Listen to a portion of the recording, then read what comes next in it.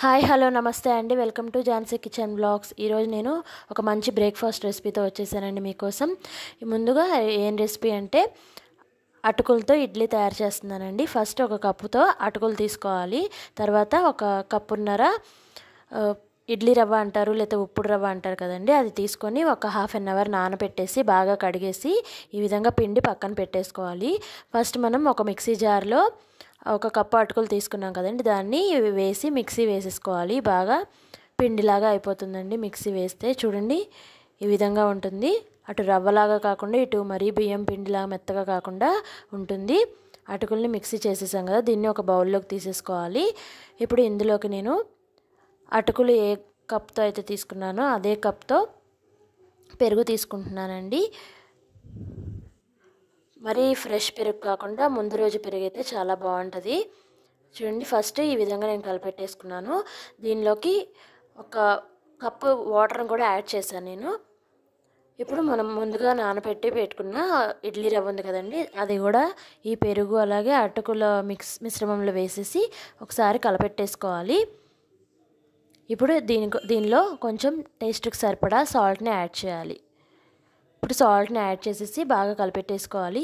ఇందులోకి కావాలంటే కొంచెం ఒక చిటికెడి సోడా ఉప్పు కూడా మిక్స్ చేసుకోవాలి. ఇప్పుడు నేను మీకు ప్లెయిన్ ఇడ్లీ వేసి చూపిస్తున్నాను, అలాగే మసాలా ఇడ్లీ కూడా వేసి చూపిస్తున్నాను. మసాలా ఇడ్లీ కోసం నేను ఇంకొక బౌల్లోకి పిండిని సపరేట్ చేసుకున్నాను. దాంట్లోకి కొంచెం సన్నగా కట్ చేసి పెట్టుకున్న ఉల్లిపాయలు, క్యారెట్, అలాగే కరివేపాకు, కొత్తిమీర, కొంచెం సన్నగా కట్ చేసి పెట్టుకున్న పచ్చిమిర్చి యాడ్ చేశాను. అలాగే నేను జీడిపప్పుతో కొంచెం తాలింపు రెడీ చేసుకున్నానండి. ఆ తాలింపుని ఇందులో కలిపేస్తున్నాను. మామూలుగా పచ్చిపప్పు, మినపప్పు, ఆవాలు, జీలకర్ర అన్నీ వేసుకొని కొంచెం జీడిపప్పు కూడా వేసుకుంటే చిన్నపిల్లలు చూడటానికి అట్రాక్షన్గా, అలాగే టేస్ట్ కూడా చాలా బాగుంటుంది అనేసి అలా చేశానండి. నేను ఒక ప్లేట్ ఇడ్లీ, ఇలా ఒక ప్లేట్ ప్లెయిన్ ఇడ్లీ పెడతాను. ఎవరికి ఎలా నచ్చితే అలా తినచ్చండి. రెండు బాగా వచ్చాయి, సాఫ్ట్గా, చాలా టేస్టీగా కూడా ఉన్నాయండి. ఒకసారి మీ అందరూ కూడా ట్రై చేయండి. ముందుగా ఇడ్లీ ప్లేట్లకు నేను కొంచెం నెయ్యిని అప్లై చేసి పెట్టేసుకున్నాను. నెయ్యి అప్లై చేసి పెట్టేసుకున్నాక ఈ మిశ్రమాన్ని వేస్తున్నాను. ఇది మరీ ప్లేట్ నిండుగా వచ్చేలా వేయకూడదండి, కొంచెం తక్కువగా వేయాలి. ఎందుకంటే మనకి మళ్ళీ పొంగుతుంది, లైట్గా పొంగుతుందండి ఇడ్లీ. కాబట్టి గుంట నిండుగా కాకుండా కొంచెం తక్కువగా వేసుకుంటే మనకి పొంగేసరికి కొంచెం పెద్దదిగా వస్తుంది ఇడ్లీ.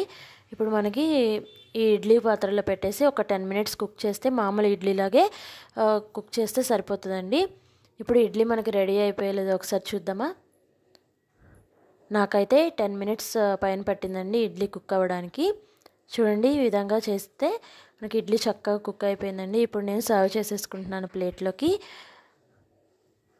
నేను కొంచెం ఎక్కువగా పెట్టడం వల్ల ప్లేట్ నిండా పొంగినట్టుగా వచ్చిందండి. అదే గంటలోకి కొంచెం తక్కువగా పెట్టుకుంటే మనకి ఇడ్లీ అనేది చూడటానికి కూడా చాలా బాగుంది కదండి. చాలా సాఫ్ట్గా కూడా ఉందండి, అప్పటికప్పుడు వేసినా కూడా ఇడ్లీ.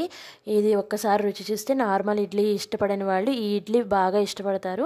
నేను ఈ ఇడ్లీని పప్పు చట్నీతో, అలాగే నల్లకారం అంటారు కదండి ఇడ్లీలోకి కారపొడి, అది ఆ రెండింటి కాంబినేషన్తో తింటున్నాను. నాకైతే చాలా ఇష్టం, చాలా బాగుందండి. ఒకసారి మీ అందరూ కూడా ట్రై చేయండి. ఈ వీడియో మీకు నచ్చినట్లయితే లైక్ చేయండి, షేర్ చేయండి, అలాగే కొత్తగా చూస్తున్న వారైతే సబ్స్క్రైబ్ చేయండి.